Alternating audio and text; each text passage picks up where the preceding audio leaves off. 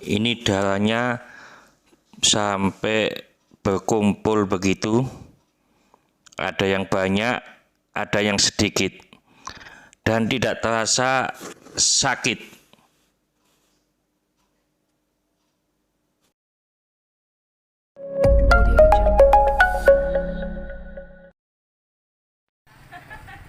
Assalamualaikum warahmatullahi wabarakatuh. Salam jumpa dengan Wong Santun. Kali ini Wong Santun akan melaksanakan terapi bekam atau pengobatan bekam. Ini sedang dioles dengan minyak zaitun oleh terapisnya.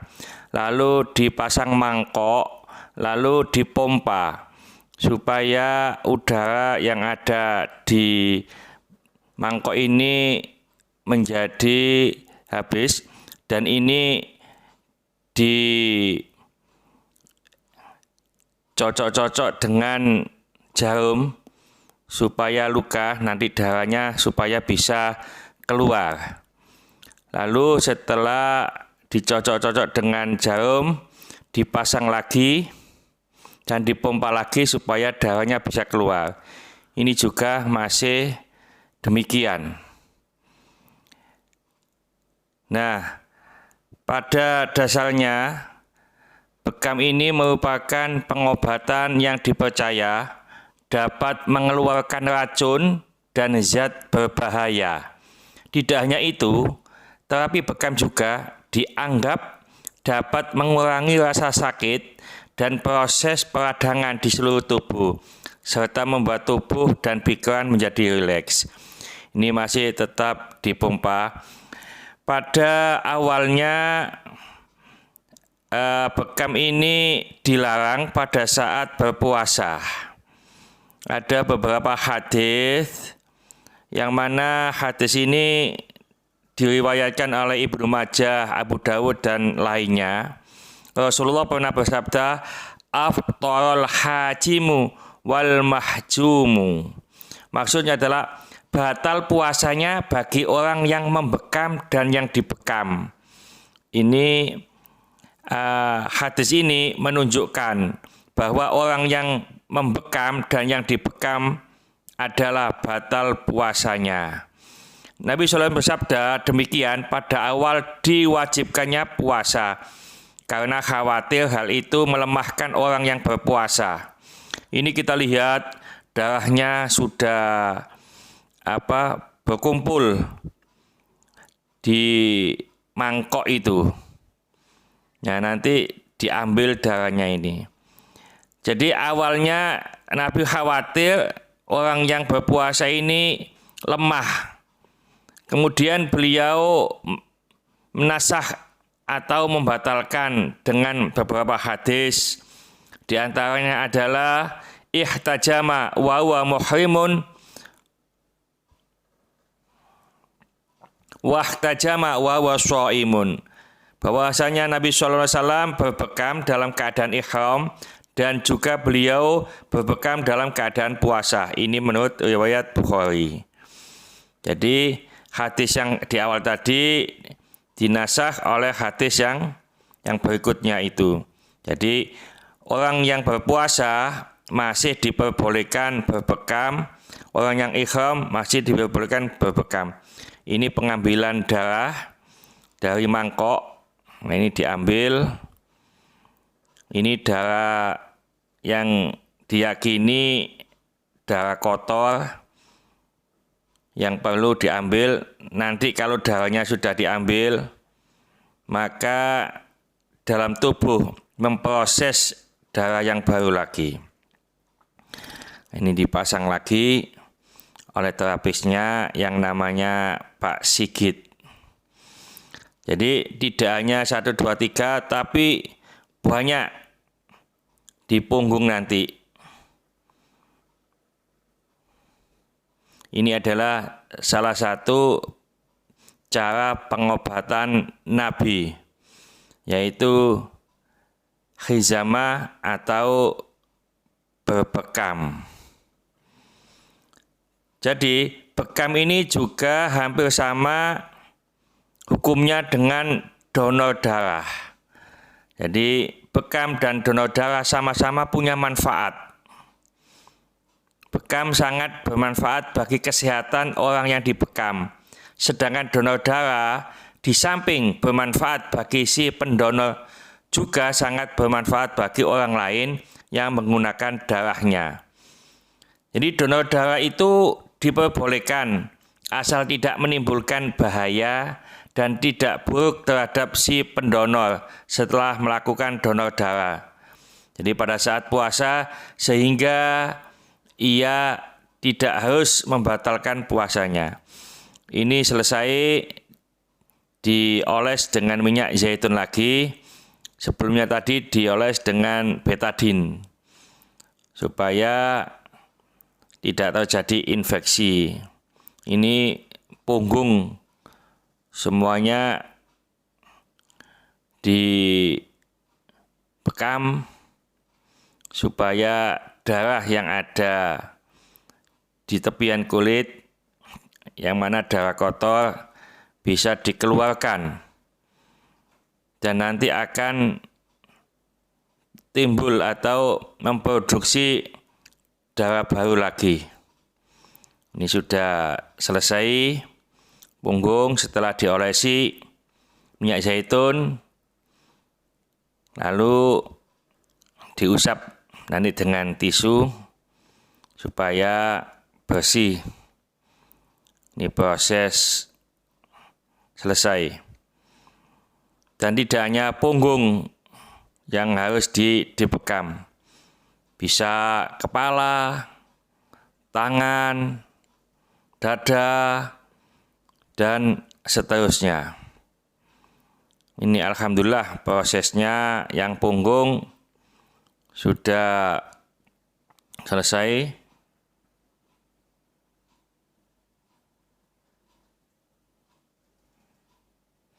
Nah, ini proses dada. Masih awal maka diusap dengan minyak zaitun. Setelah itu, setelah minyak zaitun dibersihkan, nanti juga akan mau dipasang dengan mangkok-mangkok itu. Ya tetap masih dipompa. Ada ini untuk paru-paru, jantung, dan tangan juga, lengan, ini juga dibekam.